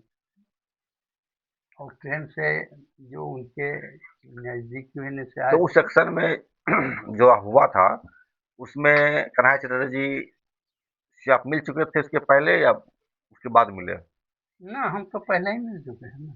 आप कब मिले थे, ये मैं पूछना चाह रहा था। वो और मिलने कैसे के मिले लिए थे तो उनसे आप? मिलने के लिए तो हमको ठीक ठीक याद नहीं हुआ, पर जब ये रणधीर सिंह के घटना हुआ जी। 2000 न 2000 न 1973 में। हम्म, उस समय बच गया 16 जून के 72 के। 73 के सवेरे करीब 6-7 बजे 9 जनवरी के इस पर हमला हुआ, दोबारा सवेरे ही दोबारा। दोबारा। हम्म, वही में उसको खुलेआम गला काट दिए हुआ मारे बम से, गला काट के। और मूड़ी सब ले जाना चाहते थे, वही लगता है भरत जी वगैरह। मुरी सोचिए, हाँ, मुरी का, अच्छा। रख दिए। इसलिए वो कटवा नाम प्रसिद्ध हुआ था क्या? और इन छोटकर वाला कहानी जी। शायद इसी में प्रचार हुआ होगा। अच्छा अच्छा। तो वो जब मारे गए उस समय हम वहाँ पढ़ाई टीचर बने हुए थे, हम वहीं थे। हाँ, हमको औरंगाबाद आया तो हमको त्रिभुवन वो बोला कि अभी तू चल जा वहाँ ड्यूटी पर। यहाँ सब राजपूत बौखलाए है तो, क्योंकि रणधीर सिंह का लाश अभी खबर मर गया है। हम्म, हमको त्रिभुवन वो बोले। अच्छा। तो हम फिर हमको कहें कि तुरंत गाड़ी पकड़ कर चले जाइए आप स्कूल। आपको रहने सब सेना के मैं तो सवार कॉल में कुछ कर दे तो बोल दे तो मारा मारी हुआ। हम्म, तो हम फिर लौट गए। 9 जनवरी 73 को मारा गया। और उसका एक ठो रंगदार बॉडीगार्ड था यहीं पर के, वो है मियाँ बीघा के नदिया ऊपर के राजपूत। तो वो राइफल उफल लेकर के, और इन लोग वहाँ से भूल किए वैसे सीधे निकल जाते पहाड़ में ना दुगुल होकर के, हम्म, तो चले जाते। लेकिन उन लोग ये रास्ता पकड़ करके हमारा गांव में आए। तो हमारा गांव में चारों तरफ से राजपूत हल्ला हो गया, तो 50-100 हजार चारों तरफ से टूट पड़े राजपूत। रणधीर सिंह मारे गए, रणधीर सिंह मारे गए। तो यहाँ से सब गांव वाले कहें कि छोटा गांव होगा, आगे बढ़ जाए। किसको बोले, वो जो रास्ता जो मार करके जो लोग हाँ, लौट रहे वो थे? जो आ रहे थे वो पंडित था, हम्म, और 4-5 गो थे, हम्म, पासवान वगैरह थे। तो हम लोग बढ़ गए, फिर चले गए बघौरा। हम्म, तो बघौरा मुखिया जी भी एक ठो यादव मुखिया था, लाली यादव। वगैरह वही ना, जहाँ दलित चक वगैरह यहाँ पर नहीं, हत्याकांड हुआ। अच्छा ये बघौरे पंचायत में होता है। अच्छा अच्छा, वो अलग था, ये अलग है। वो अलग था, वो है मदनपुर से आगे। हम्म, और ये यहीं पर है, उसी पंचायत में ये गांव पड़ता है। हम्म, अच्छा। तो वहीं के लाली मुखिया थे। उसी गांव में सब जा करके वहां पर जी 3 गो के छुपा दिया, अच्छा। वो कुआं में। हम्म, 3 गो के कुआं में छुपा दिया। और ऊपर से कुछ लकड़ी उकड़ी दे के पुआल दर दिया, ताकि अच्छा। लोग ना समझे कि हाँ यहाँ पर। एमसीसी लोग छिपा हुआ है। हाँ, लेकिन खम्भवा जो लाठवा वाला गाड़ा हुआ था वो गाड़ ले। वहां पर लोग पहुंचे कि लाठा गाड़ल है ये यहाँ पर। तो कुआं तो बुझा है, हम्म, यहाँ पर कोरा ऊपरे काहे रखल है। देखा तो वही उसी में भरत जी, पंडित, और एक ठो यहाँ के नीमक पासवान छुपे हुए थे, पानी फेंकना। मतलब भरत जी सीनियर थे उस वक्त आपके? हाँ, मनो हमसे सीनियर उस माने में कि पार्टी के वो सीनियर थे। अरे हाँ, वो वहाँ से होल टाइमर थे, तबे नहीं यहाँ आकर के ड्यूटी मिला। वो बंगाल से आए थे ना हाँ, बंगाल भरत से, जी? प्रॉपर कोलकाता के निवासी। अच्छा अच्छा अच्छा। हम्म। तो अब ऑटोमेटिकली नाम कुछ उनका और होगा बंगाली में? ना, उनका नाम हिया भी एक ठो ये है। उस समय ये अपने को भूया कहते थे, पकड़ाए थे भी तो भूया के ही अथी दिए थे। नाम? हाँ, नमा अभी हम भुला रहे हैं। अच्छा। तो कन्हई कन्हई चटर्जी से कब भेंट हुई? मैंने कब कन्हई उसके चटर्जी, बाद कन्हई चटर्जी कब मिला आई आपको? कन्हई चटर्जी को मनो हम कह रहे हैं कि 69-70 में ही मिले हैं। तो कैसे वो दिखते थे, मतलब कैसा वो ड्रेस पहनते थे? एकदम सामान्य, कुछ नहीं। वो कलकत्ता से भी आते थे तो एक ठो ऐसा झोला, अच्छा। एकरे में गमछा, हाँ। और अगर ज्यादा हो तो लुंगी, और धोती, पैजामा, हम्म। और कुर्ता, बस। तो वो जब आते थे यहाँ पर तो वो बांग्ला बोलते होंगे, कैसे समझते थे आप लोग, या हिंदी बोलते थे वो? हिंदी बोलते थे। कलकत्ता के मैक्सिमम लोग हिंदी बोलते हैं। बंगाली तो उनका मातृभाषा है, हाँ। लेकिन पढ़ाई लिखाई और बहुत लंबे समय से चारों तरफ से लोग वहाँ जाके काम करते हैं हिंदी वाले में, हम्म। इसलिए वहाँ नहीं लगेगा कि हम कलकत्ता में बड़ा बाजार वगैरह में चले जाइएगा तो बहुत लोग वहाँ से जाके बस गए हैं। ये तो मतलब उनका हिंदी भी होगा तो बंगला टोन लिए बहुत हुए हो। बढ़िया हिंदी था। अच्छा। सब टाइप के थे, ज्ञानी थे। वो अंग्रेजी भी जानते होंगे तब तो। हाँ। अच्छा। और कितनी भाषा जानते थे वो? मैंने बांग्ला, हिंदी और अंग्रेजी पर कमांड था उनका। हाँ, तो ये तो इतना ही हम लोगों के साथ जरूरत था, इसलिए और कौन भाषा जानते थे तो मालूम नहीं। हम्म। क्योंकि वो दूसरा जगह और देख रेख करने ऐसे असम उसम जाते होंगे पहले, तो हम नहीं कह सकते हैं, क्योंकि हम्म। असम में भी कुछ काम शुरू हुआ था एमपी। उन्हीं के नेतृत्व में। हम्म। कैडर भेजे थे असम में भी, जो अभी भी परेशदा जीवित हैं, वहीं असम में ही थे। हम्म। तो एक ये चीज हुआ, उसके बाद जो है कन्हैया चतुर्वेदी जब यहाँ पर आते थे, कहाँ रहते थे? मैंने घरों में या होटल्स में या कहाँ पर? वो तो हमारे यहाँ आए, हम जहाँ रखे। तो कहाँ रखते थे? होटल में रखते थे उनको या फिर कहाँ? देखिए, उन लोग ऐसा हैं कि वो आपको परिवार में आकर रहने तो कोई ना समझे कि परिवार नहीं है। हम्म। उन लोग एकदम घरेलू बाल बच्चों के साथ सब खेलते मिलते रहते थे। क्योंकि अभी तो कई सारे लोग जो देखते हैं खुद को माओवादी कहते हैं, वो लोग तो एसी होटल में जाकर ठहरने जाते थे, ऐसा कुछ की खबरें आ रही थी उनसे। ये है, वो सब नहीं, वो सब उसमें नहीं तो था। इतना सामान्य जिंदगी के कह रहे हैं ना कि वो पहाड़ पर हम ले गए थे उनको घुमाने के लिए, हम्म। और फिरोज खैरा भुटोली में ले जाकर के उनको खाना पीना खिलाया, तो भुटोली में भूये क्या सोए मिले। हम्म। फिर उनको किसी से भेज करके ट्रेन पकड़वा दिया। तो वो शाकाहारी थे या मांसाहारी थे? हम लोग सब कुछ खाते हैं, शाकाहारी मांसाहारी में से कुछ नहीं। अच्छा। हमको गाय मिल जाए, बैल मिल जाए, जो कुछ मिले, हमको उससे कोई अंतर नहीं। तब तो आपका धर्म खाना भ्रष्ट हो गया। खाना है। आप गाय की बात कर रहे थे तो धर्म भ्रष्ट हो जाता है आपका ना, हो गया ना। धर्म हम माने तो कम्युनिस्ट लोग धर्म मानते हैं? कम्युनिस्ट लोग मानव धर्म मानते हैं। अच्छा। तो कन्हैया चटर्जी शाकाहारी थे, अगर मतलब वो मांसाहारी थे, कुछ भी खा सकते थे और आप साथ में थे। तो जब आप लोग साथ में रहते थे तो क्या बातें होती थी कन्हैया चटर्जी जी के साथ में? उनसे जो विषय लेकर के बैठते थे, मीटिंग है कि गरीबी क्या है, क्यों ऐसा है, जो कमाता है वो भूख मरता है, बैठ करके जो खाता है वो क्यों खाता है, वो काम काहे नहीं करता है। उत्पादन में कहीं कहिए कि बैठे वाले जमींदार सत्ता में है, जितना फोर्स है सबके के खाता है। ये तो किसान उपजाता है और मजदूर लोग कल कारखाना में काम करता है, मानव सब उसी का उपयोग करता है। उसके जगह पर इन लोग डंडा लाठी तो चलाता है कमाने वालों के पास। हम्म। जो फोर्स को काम देती है, वो खाना देती है, ये पुलिस, और वही पुलिस को मारने का आदेश देता है। यही ना हुआ था वहाँ पंजाब में, हम्म। कि फोर्स जाके कहा कि हम सीमा पर लड़ते हो, तुम हमारे बाप को मारते हो। हमारा बाप किसान है और कुछ कृषि के आंदोलन कर रहा है तो उसको मारते हो, वो कहते हो दिल्ली नहीं जाने देंगे। तब ने तीन वही वापस कर लिया। जी।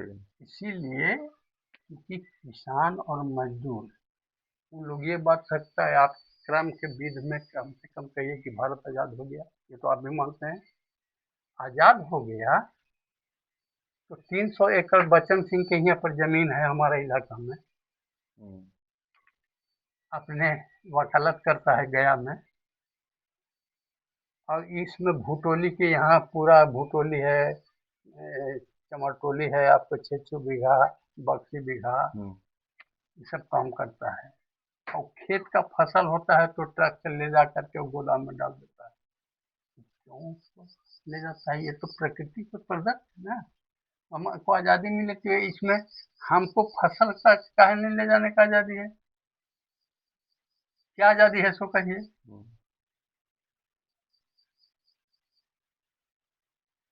कन्हैया चटर्जी की मृत्यु कैसे हुई? तबीयत खराब हुई। जब यहीं यहीं आए हुए थे। यही मतलब कि आपके घर पर? हमारे घर पर नहीं तो कहीं पर, जैसे हम्म।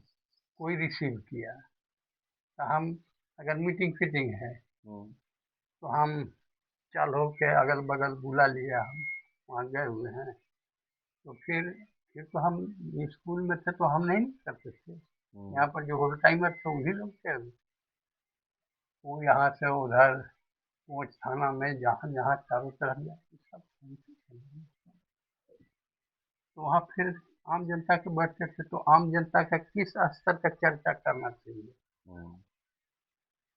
जैसे यही हम कह रहे हैं कि खेत में काम करता है दूसरे के खेत में, मालिक के खेत में, और उसकी समस्या क्या है कि जो कि तुम्हारा फसल क्यों नहीं होता है, ये क्या सवाल गलत है? हम्म।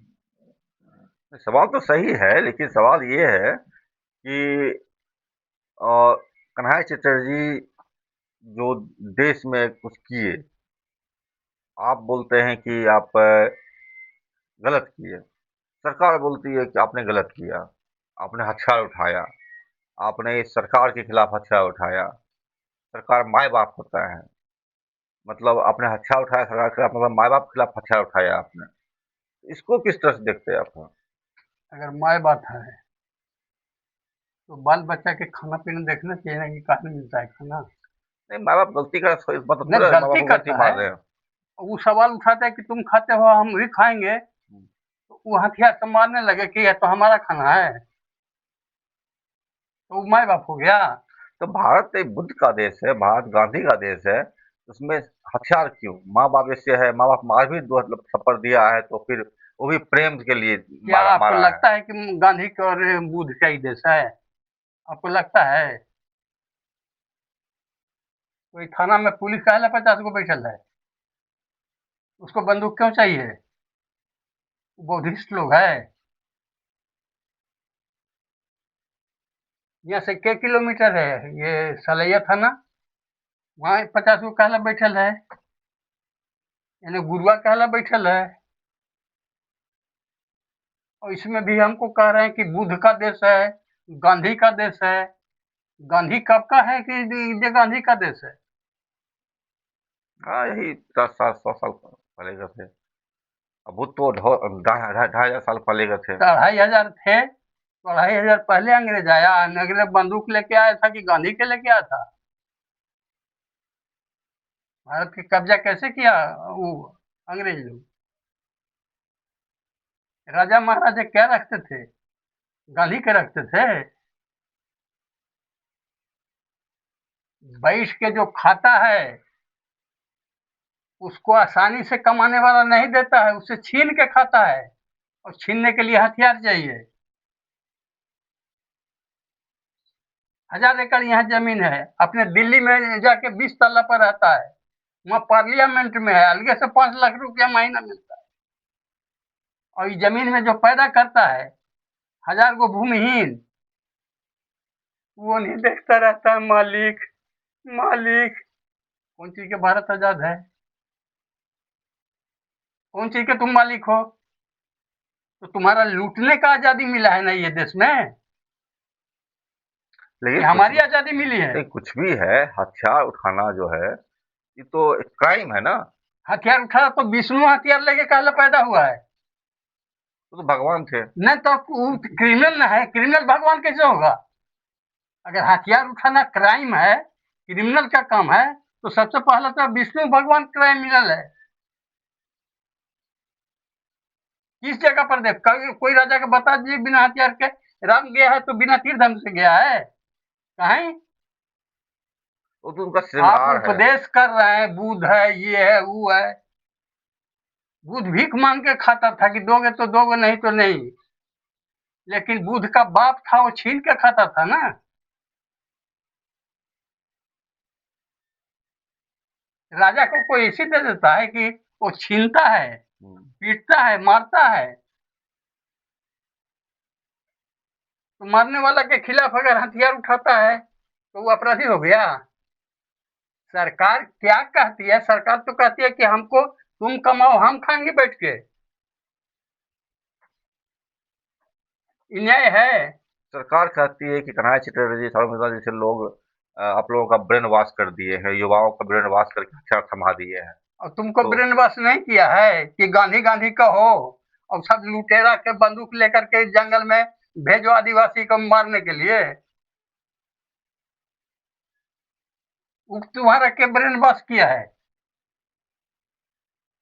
फिर भी संविधान है इस देश में, न्यायपालिका है, संविधान है पार्लियामेंट है, सम... चुनाव होता है हर साल। तो आप ही लोग वोट देते हैं, जनता ही वोट देती है ना। हम तो कहाँ वोट देते हैं? हम तो वोट के बहिष्कार करते हैं इसीलिए कि सब चुनाव नकली है और उन लोगों को वोट देने के लिए बाध्य करता है कि हम अब 5 साल तुम पर शासन करेंगे, हमको तुमको मानना होगा इसीलिए वोट देना है। हम कह दिया कि हम तुमको नहीं मानते हैं शासक, हम वोट नहीं देंगे, हम वोट कम्युनिस्ट लोग कहिए जो असली कम्युनिस्ट है वोट का बहिष्कार करता है क्या है? वोट से कोई वोट करता है? तो शुगर का बखोर है पार्लियामेंट। शुगर का बखोर अगल बगल गांव घर में चारों तरफ से मैल मूत खा करके आता है ना, अब अपना बखोर में घुसता है तो यहाँ पार्लियामेंट में चलता है तो वहां चढ़ा कर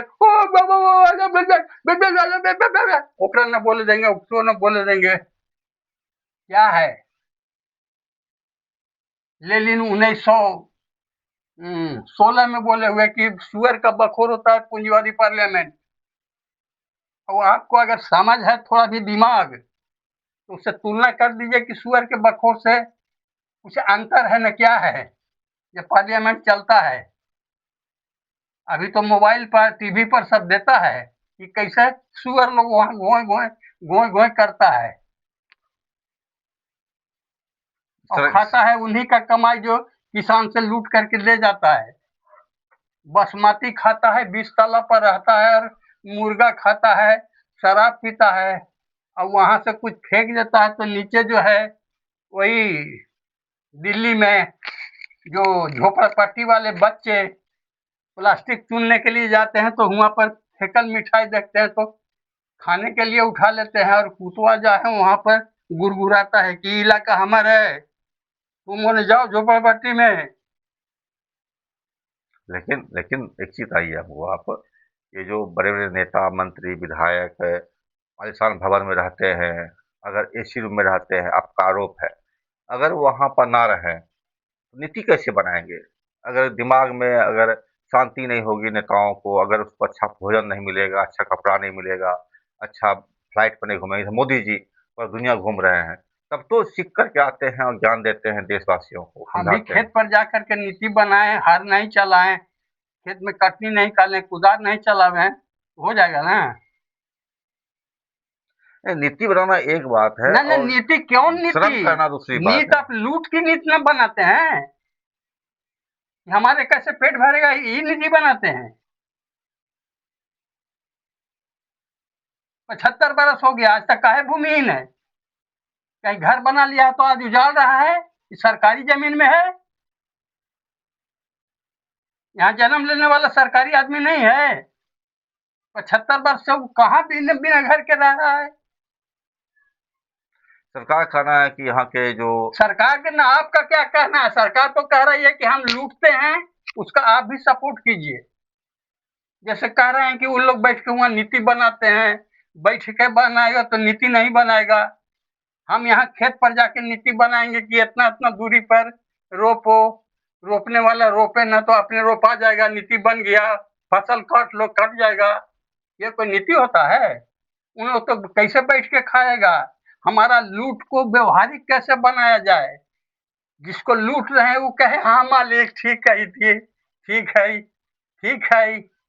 उसकी माँ बहन को इज्जत लूटते रहो तो पर भी उसको कहो कि हाँ ठीक कर रही मालिक। क्या करूं, मालिक के मान हो गई सर, क्या करूं? अभी आप बात करने क्रम में शुरू में बताए थे आपको कि कन्हैया चटर्जी और कई सारे भारत के जो पूर्व माओवादी नेता थे, मतलब माओवादी बनने के पहले चीन के माओ से से मिलने गए थे। तो चीन के लोगों ने आपको भड़का दिया और सरकार कहती है कि चीन के लोग आपको जासूसी करने के लिए भारत में डाल दिया है और देश के खिलाफ काम करने के लिए बोल रहे हैं। आप लोग चीनी एजेंट हैं। कितना सच है इसमें? इसको क्या भड़का दिया है? सबके जंगल के मार के जाके मारो, ये काहे नहीं कहते हैं? आपको मुंह बंद काहे हो जाता है? इसको क्या कहा है कि 3 लाख जाके फोर्स और घर में सबके इज्जत लुटो मारो?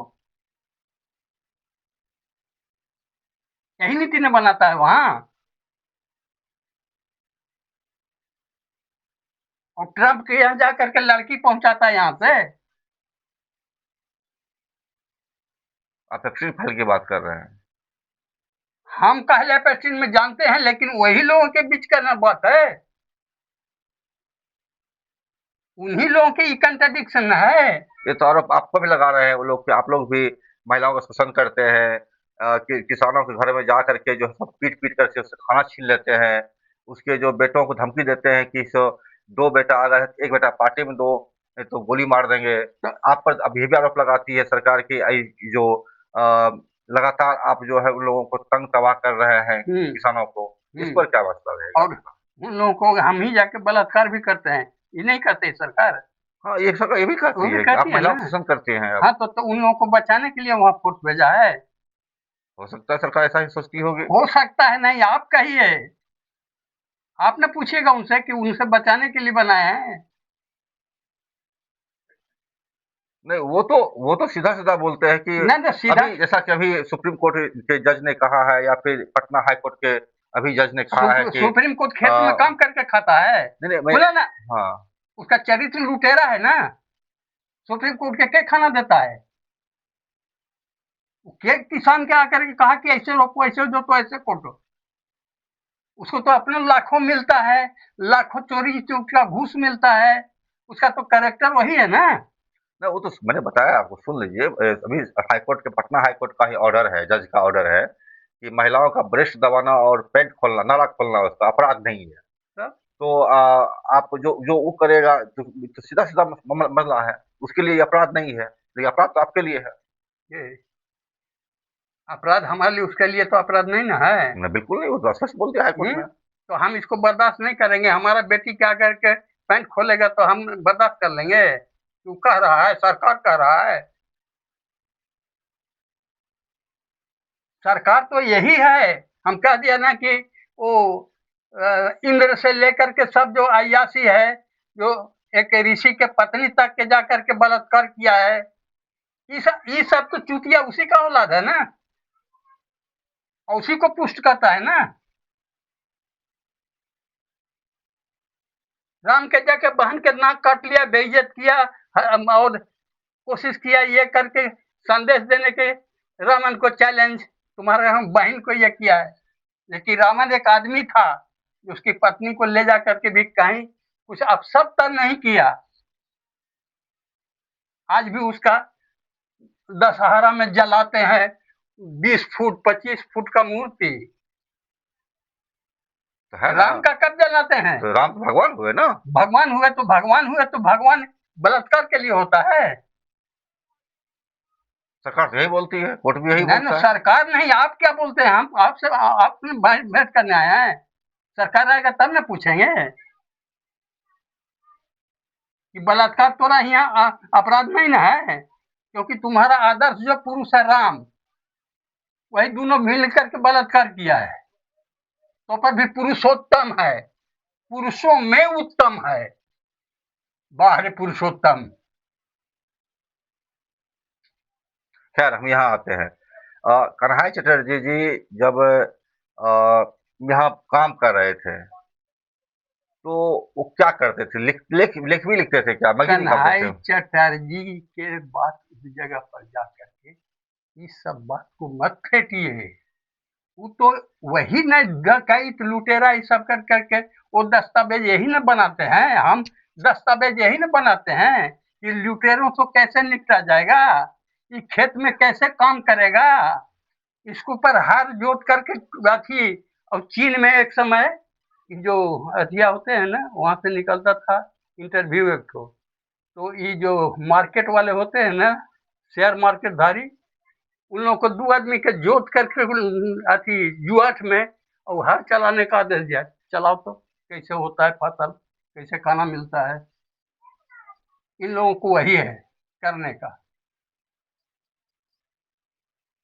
आप खाना इतने छीन आप के इतने खाते हैं तो। आप इतने गुस्से में हैं। कन्हैया चटर्जी जिस तरह से आप लोग को बगला दिए हैं, हम्म और देश में चीन वाला मस्तिष्कों को लाकर डाल दिए हैं। हम्म। तो ये देश के खिलाफ काम हो गया। भगवान की बात कितना अच्छा है, हम यहाँ सचमुच की रहते हैं, ये कितनी अच्छी हमारा देश बात है। नहीं है। तुम्हारा देश कैसे है? तुम्हारा बाप का कहीं से लाया है इसको? हम है तो हमारा देश नहीं है। अभी तो सरकार का कहना है कि जैसे आप के पास आपके नागरिकता प्रमाण अगर है तो प्रस्तुत कीजिए। वो आधार कार्ड नहीं मानती है, पैन कार्ड नहीं मानती है, वो बैंक अकाउंट नहीं मानती है, वो आपका राशन कार्ड नहीं मानती है, आपका है वो आपका कुछ आपका 3-4 पुश्त पहले का मृत्यु प्रमाण पत्र मांगती है, दादाजी, तो पिताजी, चार चाचाजी। पुश्त नहीं, हम आज तक के नहीं देंगे। और इसीलिए तो वोट नहीं करते हैं कि तुम्हारी ये सरकार तो वो गुंडों का गिरोह है तो। तब तो आप इस देश के नागरिक ही नहीं रहे। तब तो आप इस देश का नागरिक ही नहीं हाँ, है। नागरिक नहीं है तो आओ भगाओ, इसीलिए तो हथियार पकड़े हैं। तुम कैसे भगाते हो? ना तुम खुद भागते हो। आओ, तुम कैसे नागरिक हो? नागरिक तो कहा जाता है जो नगर में रहता है ना। हम तो गांव में रहते हैं, हम ग्रामीण हैं, हम नागरिक थोड़े हैं। हम नागरिक नहीं हैं, हम ग्रामीण हैं, गांव में रहने वाले हैं, पीढ़ी दर पीढ़ी किसान हैं। तुम कहो तुम लुटेरा हो। सरकार बोलती है कन्हैया चटर्जी आप लोग को भड़का दिए हैं, आप लोग अभी युवाओं को भड़का रहे हैं। क्या कहेंगे तुम? तो हम भड़का रहे हैं। हमको भड़काने की जरूरत है, उसके खिलाफ लड़ना, अगर भड़काना है तो हम भड़काएंगे। तुम जाके कैसे कहते हो कि मारा है, 20 आदमी को मार दिया, तो वहां जाकर के नाचते हो गाते हो छत्तीसगढ़ में? हजारों आदमी के मार करके गृह मंत्री बने हो, जिसका केस है, केस जब देखने वाला जज था उसको मर्डर कर दिया है। कितना बढ़िया साफ सुथरा सब आदमी है, कितना बढ़िया। ये सब पुरुषोत्तम है ना, इसको भी पुरुषोत्तम कहिए। अभी तो सुप्रीम कोर्ट भी यही बोल रही है, हाई कोर्ट भी यही बोल रही है। अरे सुप्रीम कोर्ट तो उसी का माए बाप है ना। तो आप कोर्ट को नहीं सुप्रीम मानते? कोर्ट नाम अलग दे देने से सुप्रीम कोर्ट हो गया? तो आप कोर्ट को नहीं मानते? कौन चीज को मानेंगे कोर्ट को? कंगारू कोर्ट भी सरकार क्यों माने माने आपके? हम्म? आप लोग लगाते हैं, कंगारू कोर्ट लगाते हैं ना, तो कंगारू कंगारू कोर्ट। कोर्ट हम उसके यहाँ लगाते हैं कि हम अपने ही यहाँ लगाते हैं? हम कंगारू है ही हैं तो कोर्ट कहाँ बनाएंगे? हम कंगारू है ही हैं तो कोर्ट कहाँ बनाएंगे?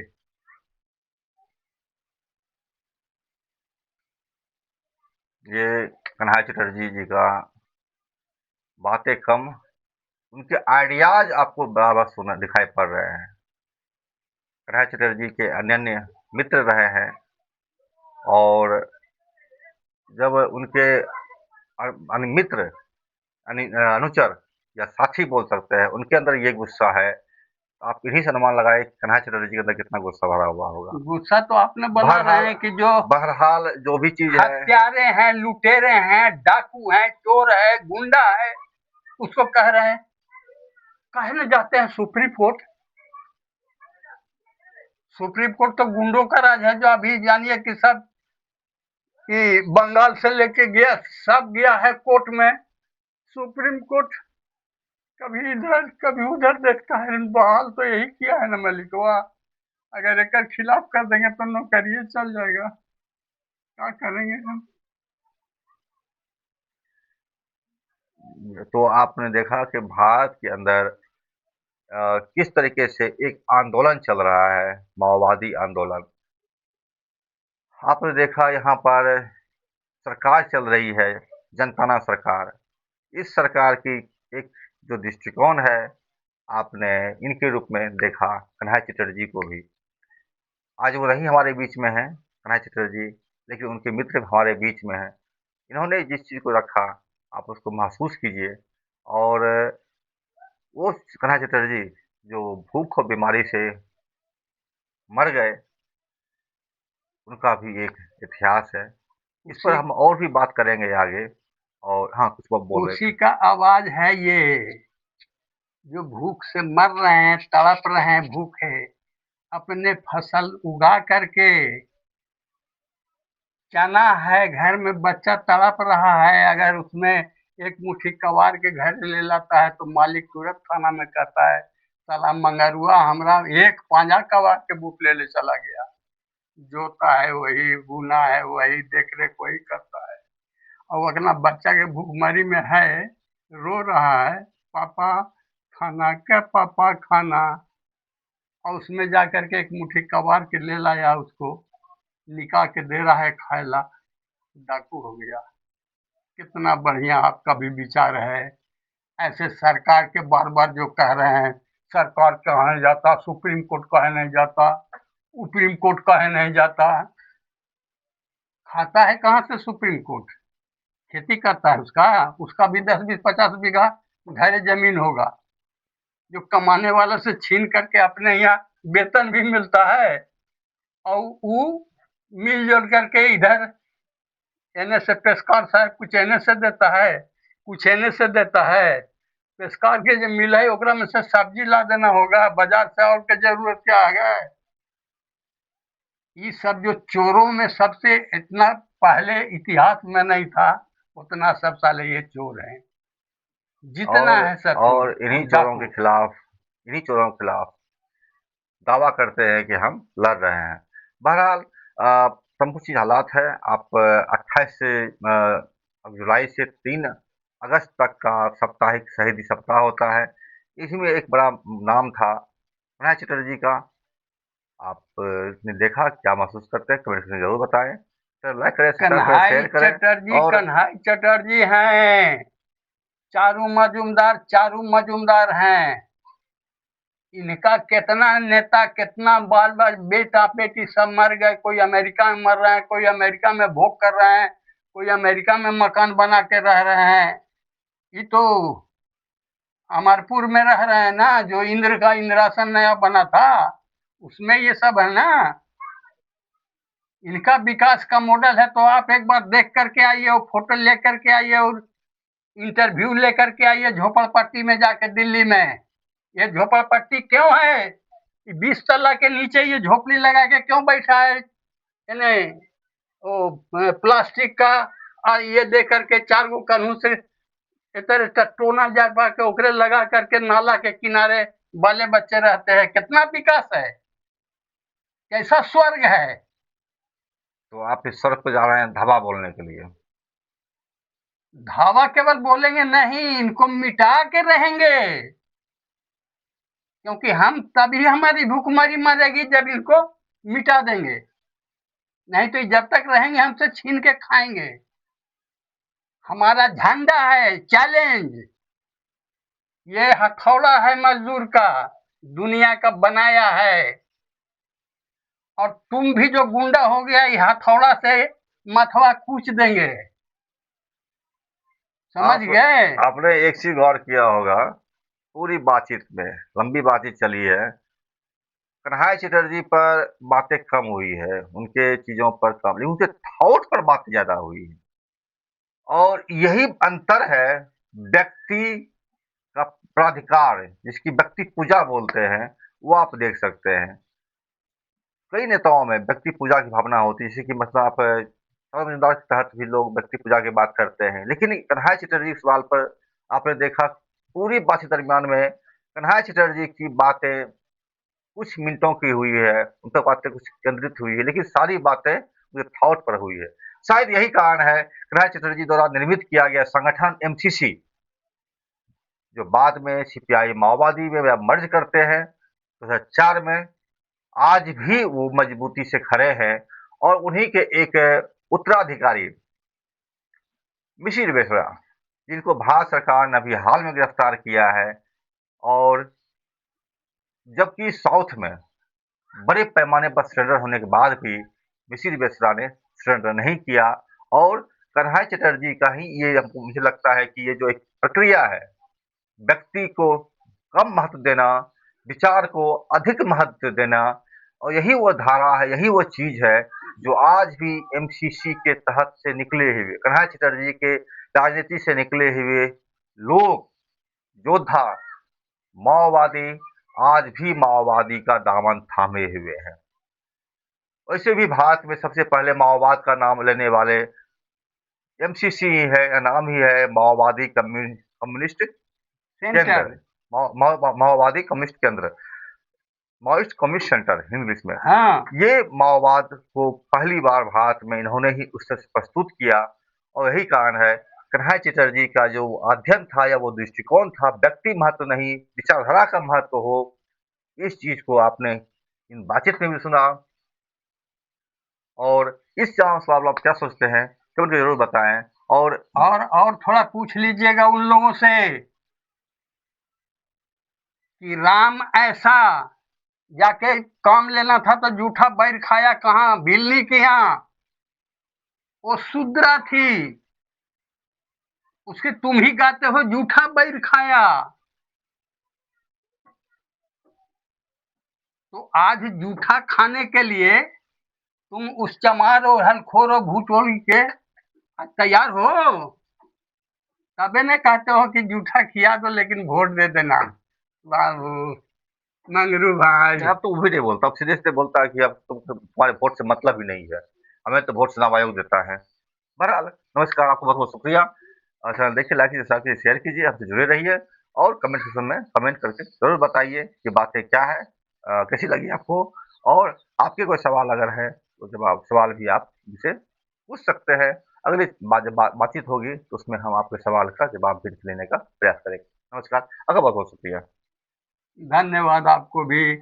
और आपको जो सुनते हैं, आपसे और समझ बूझ बढ़ाने के लिए कोशिश करते हैं, उनको भी धन्यवाद। क्योंकि उनका आकर्षण क्यों ये सुनने में अच्छा लगता है, क्योंकि उसकी ज़रूरत है। इन सारे कुकर्मियों को, जालिमों को दफन करना वो भी चाहते हैं, लेकिन बहुत सी परिस्थितियां डर भय से लेकर के लोभ लालच जगह बैठे हुए हैं। इसीलिए वो आपको सुनना चाहते हैं, सुनने में बात अच्छी लगती है, लेकिन अच्छी करने में बड़ी समस्या। उनको लगता है हम भी जेल चले जाएंगे, हम भी का जाने ऐसे ढुका देंगे, ऐसे कर देंगे, वैसे कर देंगे। इतना निर्मम पूर्व इतिहास में कहिए कभी कि बच्चे जो आए हैं समस्या के लिए, जहां दिल्ली, जंतर मंतर, पटना, उन पर गोली चलाने वाला, वाह रे बहादुर बाप, शर्म नहीं आता है इन लोगों को जहर खा के अपने मर्दाना से हिस्सा ले लो। जी, बहुत बहुत शुक्रिया।